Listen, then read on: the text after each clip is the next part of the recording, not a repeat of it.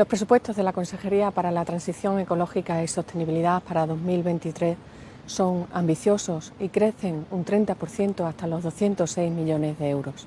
El próximo año, la transición ecológica y la lucha frente a la crisis climática tendrán en Extremadura más financiación que nunca antes. Y tenemos claras las prioridades.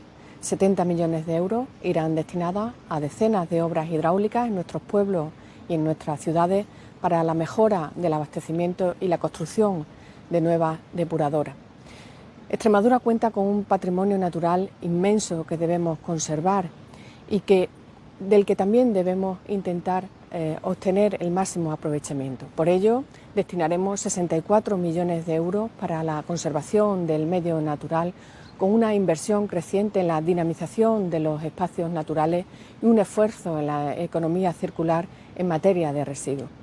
Con 66 millones de euros seguiremos apostando por el fomento de las renovables, en las que somos líderes, para multiplicar las instalaciones de autoconsumo en nuestros tejados y para subvencionar más vehículos eléctricos.